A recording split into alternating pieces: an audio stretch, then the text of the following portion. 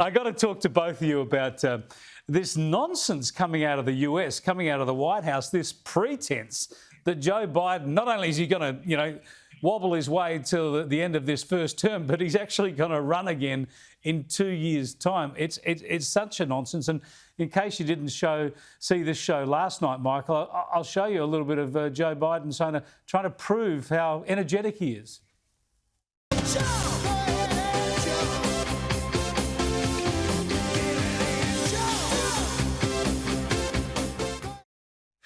Look out, he's not going to be taking any hangers at full forward. Michael, he'll be lucky to finish his first term without handing over to Kamala Harris, let alone running again, surely. Well, I don't think Joe Biden's literally running anywhere ever again.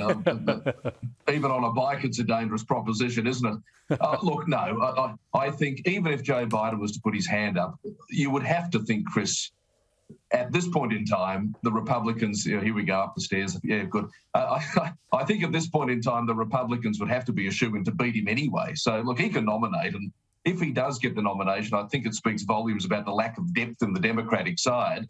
The Republicans, post the Trump era, have started to put forward a couple of candidates, which are pretty compelling.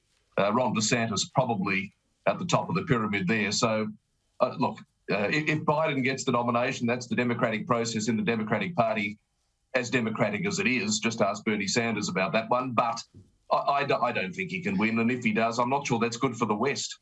No, not at all. And Liz, this is the problem with the system, right? I mean, they can't admit that he's not going to run again, because then he just looks like a lame duck, especially with the midterms coming up. But they've just got to try and support him through to the end. The one person who hopes he doesn't get there, of course, is Kamala Harris. If he has to retire due to ill health before the end of his term, she gets to become the first female president of the US.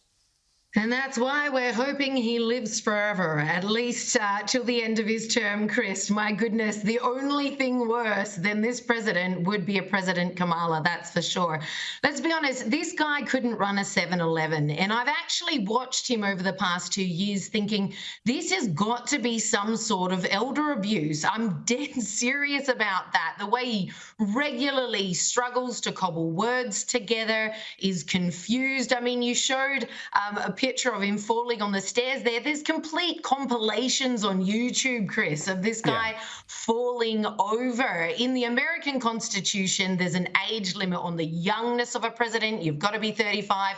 I think it's high time they called it on a max age when it comes to who gets to be commander-in-chief and the leader of the free world. Yeah, look, there are a lot of people his age who are a lot sharper than him, and it's not about making fun of a guy who falls over or whatever. This is the Wall Street Journal quoting a lot of senior Democrats who are really, really worried about his mental capacity. It is sad, as you say, Liz, and they're going to have to do something about it. Certainly not let him try and run for another term. That won't be happening.